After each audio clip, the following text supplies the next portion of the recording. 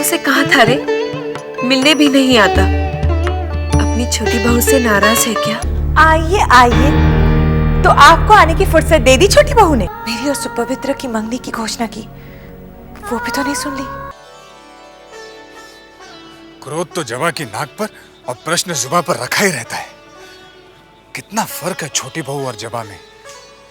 छोटी बहू जितनी शांत है, जबा उतनी ही अशांत, लेकिन सुंदरता में दोनों समान है।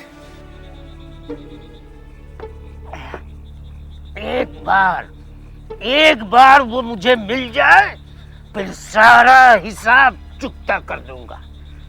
साला, इसी की वजह से मेरी नौकरी गई, इसी की वजह से। नहीं छोड़ूंगा, नहीं छोड़। मालक जी, वो आ रहा है। पकड़ साले को, भागने लगा।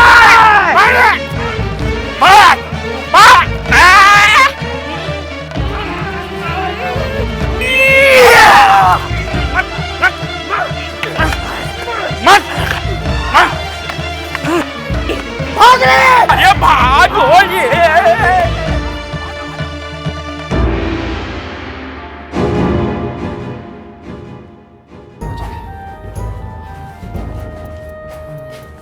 धीरे से सुना, धीरे से। ए तू जा, जल्दी डॉक्टर बाबू को खबर दे। ठीक है, अभी बुला रहा हूँ।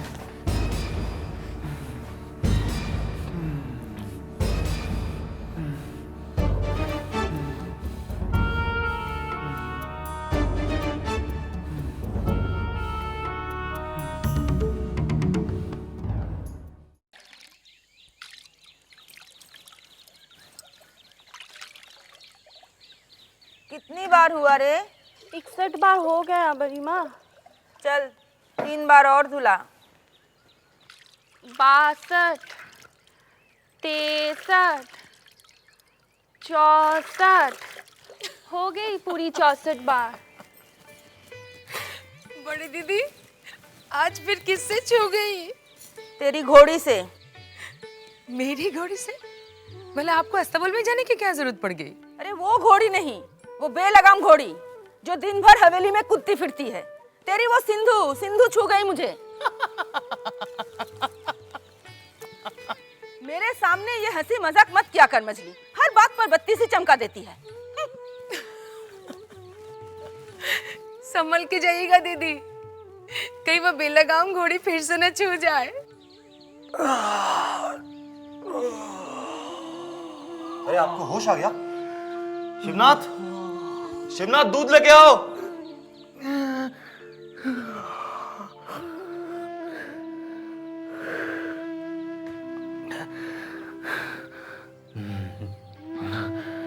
मैं कहाँ हूँ?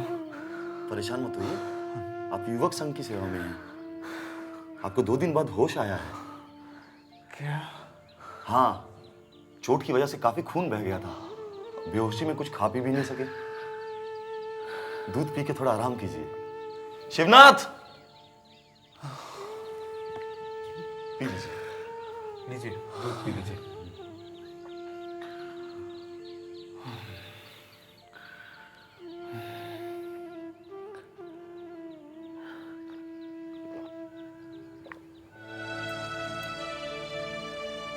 पाठक बाबू, भूतनाथ नहीं आए? नहीं दीदी, हमेशा तो समय पर आ जाते हैं, पर पता नहीं 2 दिन से क्यों नहीं आ रहे।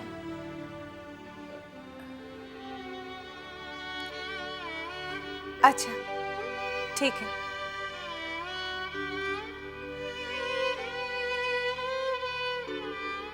उस दिन भूतनाथ मुझे कुछ बताते बताते रुक गया था और उसी दिन से दफ्तर भी नहीं आया।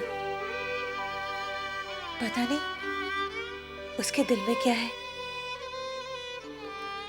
जबा, क्या हुआ बेटा? तू परेशान है? हाँ, नहीं, हाँ, वो 2 दिन से भूतनाथ दफ्तर में नहीं आया पिताजी। 2 दिन से नहीं आया? हो सकता है उसकी तबीयत खराब हो। तू चिंता क्यों करती है? मैं पता लगाता हूं। कदम भैया, अब गोरों के खिलाफ कोई बड़ा कदम उठाना ही पड़ेगा। हाँ, परसों वो बेचारे लहूलुहान सड़क पर पड़े मिले। गोरों ने अपने जूतों के ठोकरों से मार मार कर बेहोश कर दिया उन्हें। हो सकता है ये काम गोरों का ना हो। हाँ, तो क्या भूत करेगा? गुंडा भी तो हो सकते हैं, या गुंडे का कम है? और तुम ये क्यों नहीं समझते, एक गोरे को मार के होगा क्या? गौतम भैया ठीक कहते हैं, जब हजारों गोरे किले से दौड़ते हुए आएंगे तो हम बंगालियों को भागने की जगह भी नहीं मिलेगी। यह अखाड़ा भी तो हमने अंग्रेजों के खिलाफ लड़ने के लिए बनाया है, मगर कोई आता ही नहीं, कोई सदस्य बनने के लिए तैयार ही नहीं है। कौन हो सकता है? देखना निवारण कौन है?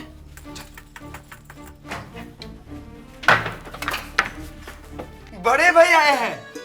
प्रणाम भैया। प्रणाम बड़े भैया। और क्या हो रहा था? कुछ नहीं बड़े भैया, बस गोरों को लेके बात हो रही थी। 2 दिन पहले उन्होंने एक आदमी को मार मार के बेहोश कर दिया। वो तो अच्छा हुआ कि हम लोग सब वक्त पे पहुंचे और उसे यहाँ ले आए। अच्छा, कहाँ है वो? बस आज ही होश आया है, चलिए मिल लेते हैं। चलो चलो।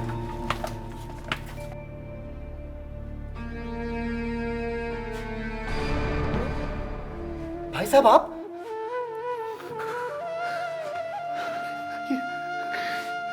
भाई साहब नहीं नहीं नहीं भाई साहब, आप रोइए मत, रोइए मत, सब ठीक हो जाएगा। ये लोग आपका पूरा ख्याल रखेंगे। आप बिल्कुल बिल्कुल सही जगह पे आ गए हैं। ये मेरे साले साहब हैं। ध्यान में आया, मैंने तुमको हवेली में देखा है। नहीं नहीं भाई साहब, नहीं नहीं नहीं नहीं, आप घबराइए मत, बिल्कुल बिल्कुल चिंता मत करिए, ये लोग आपका पूरा ख्याल रखेंगे। और हाँ, जब तक आप ठीक नहीं हो जाते आप यहाँ से कहीं नहीं जाएंगे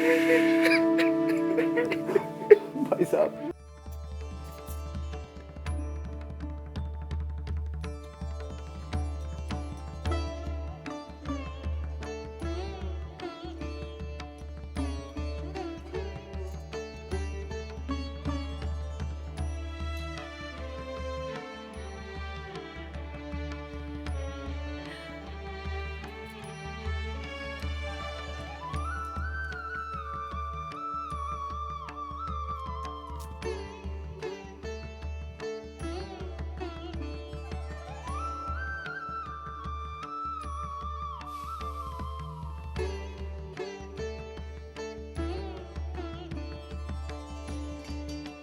क्या है? कैसी लग रही हूँ मैं? अच्छी हो बुरी तो नहीं लग सकती ना।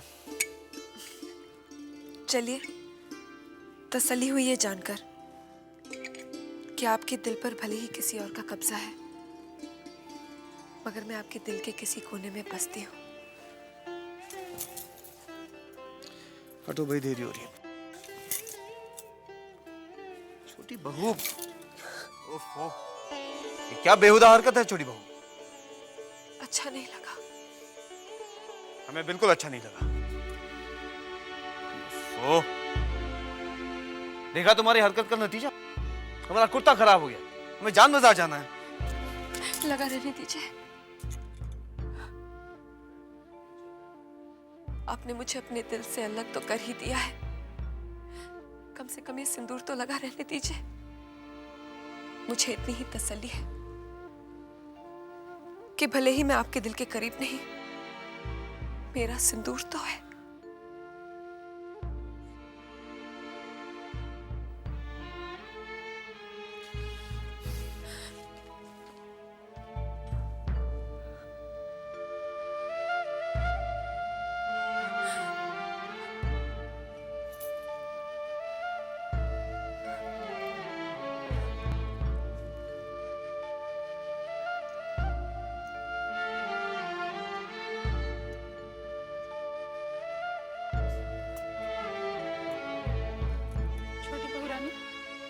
मोहिनी, सिंदूर का असर तो हो ही नहीं रहा। मुझे पूरा विश्वास है चिंता, असर आज नहीं तो कल जरूर होगा। सिंदूर आज उनके कुर्ते पे लगा है, देखना कल उनके दिल पर असर करेगा। भगवान करे ऐसा ही हो छोटी बहू रानी।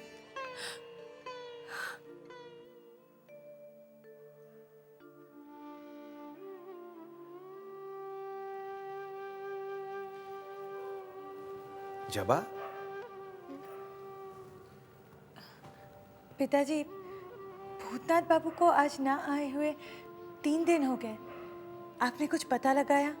हाँ बेटा, मैंने हवेली में पता लगवाया था, लेकिन पिछले 2-3 दिन से भूतनाथ वहां भी नहीं पहुंचे। मुझे चिंता हो रही है। भगवान ना करे उनके साथ कोई ऊंच नीच हो गई हो। तू घबरा मत बेटी, मैंने अपने कई आदमियों को भी बोल रखा है। भूतनाथ बाबू जहां भी होंगे, आज कल में हमें उनका पता चल ही जाएगा। जी।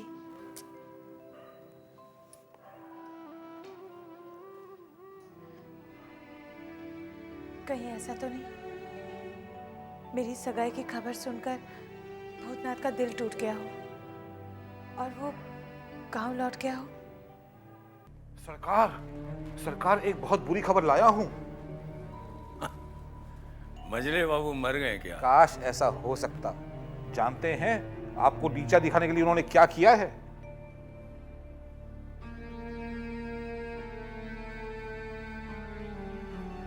क्या किया है? सरकार खास लखनऊ से 2 जोड़ी शिराजी कबूतर 200-400 रुपए में नहीं, पूरे 1000 रुपए में मंगवाए हैं। तो इसमें नीचा दिखाने की क्या बात है?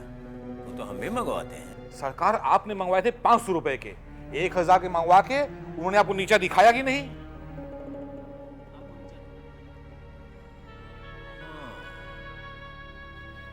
ये तो मैंने सोचा ही नहीं था। तो सोचिए सरकार, सोचिए। वो हर कदम पे हमें नीचा दिखाते चले जा रहे हैं। अब आपको कुछ ऐसा करना है कि नीचा उनको देखना पड़े।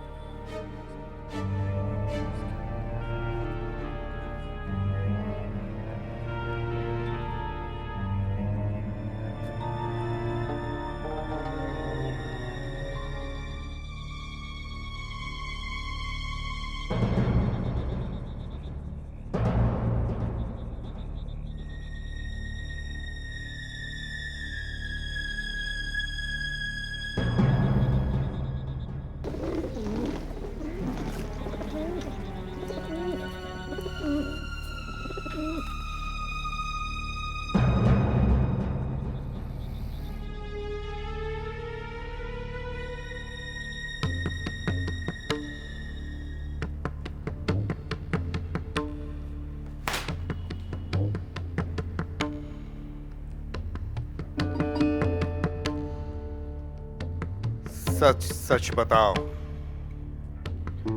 कि हमारे 2 जोड़ी शिराजी कबूतरों को किसने चुराया है, वरना हम इस हंटर से तुम सब लोगों की खाल खींच लेंगे।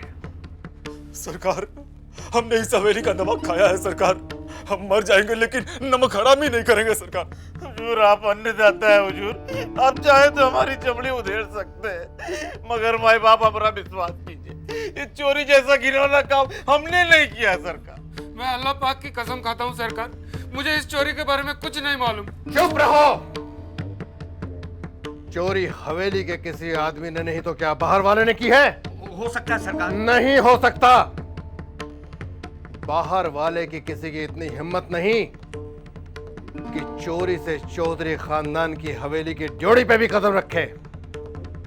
विदु सरकार, फौरन दारोगा को बुलाओ, फिर इस चोरी की रपट लिखाओ। जो हुक्म सरकार। दारोगा साहब। यस। चोर जल्द से जल्द पकड़ा जाना चाहिए। हमें अपने उन 4 शिराजी कबूतरों की उतनी चिंता नहीं है जितनी चिंता हमें अपने चौधरी खानदान की इज्जत की है। इस हवेली में पहली बार ऐसा हुआ है। अब बिल्कुल फिक्र न करें मजले बाबू, चोर बहुत जल्द कानून की गिरफ्त में होगा। वैसे आपको किसी पर शक है? शक की कोई गुंजाइश ही नहीं है दारोगा साहब। ये क्या कह रहे हैं आप?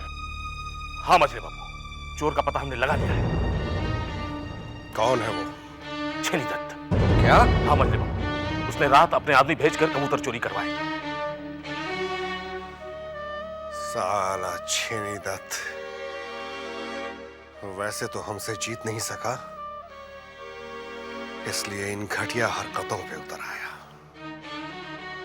दरोगा साहब। यस। उसके खिलाफ रपट लिखिए। रिपोर्ट मैं लिखूंगा, लेकिन ये बताइए उनके खिलाफ कोई पुख्ता सबूत है? सबूत है दारोगा साहब। मजले बाबू के वो 4 शिराजी कबूतर जिन्हें छेनी दत्त ने चुरवाकर अपनी रखेल के यहाँ छुपा रखे। रियली? उनकी रखेल का पता बताइए।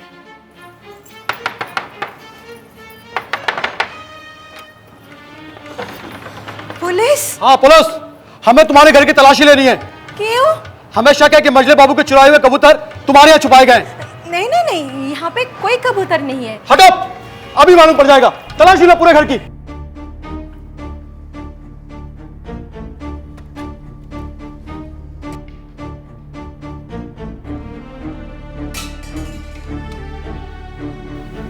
हुजूर, कबूतर कहीं नहीं मिली। मैं भी तो यही कह रही थी, यहाँ पे कबूतर नहीं है। चलो।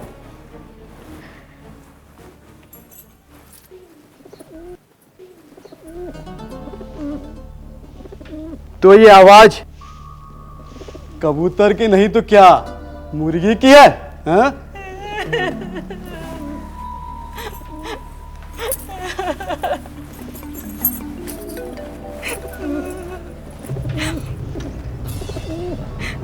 हारमोनियम के बक्से में कबूतर? हाँ? चोरी के जुर्म में तुम्हें लंबी सजा मिलेगी। नहीं हुजूर, मैंने कोई चोरी नहीं किया। तो किसने चोरी की? बोल। वो छेनी दत्त ना मुझे उपहार में दिया था। तो चोर है छेनी दत्त।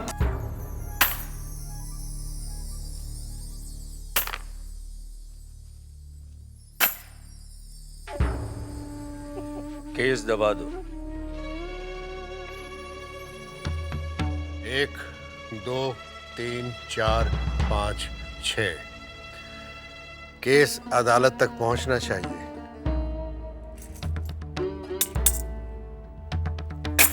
जज साहब, यही वो कबूतर हैं जिन्हें छेनी दत्त ने चुराकर अपनी इस रखेल को बतौर उपहार दिए थे।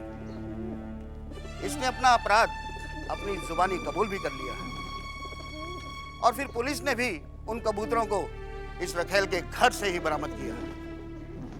जज साहब, अब फैसला आपको देना है।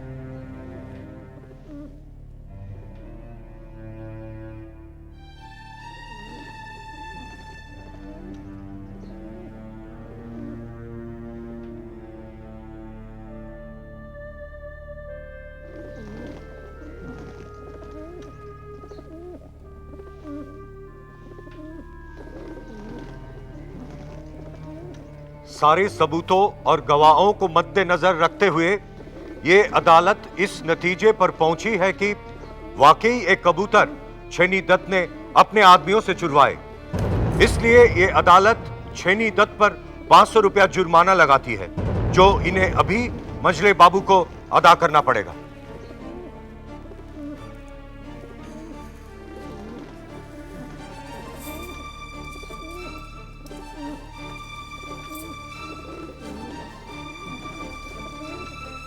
पैसा तो बहुत दूर की बात है, दुश्मन से तो हम हाथ तक नहीं मिलाते।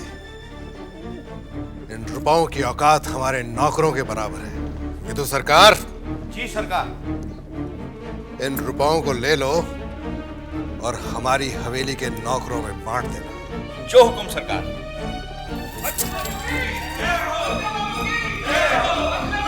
सरकार, आज तो सारी इज्जत, सारा मान सम्मान पानी में मिल गया।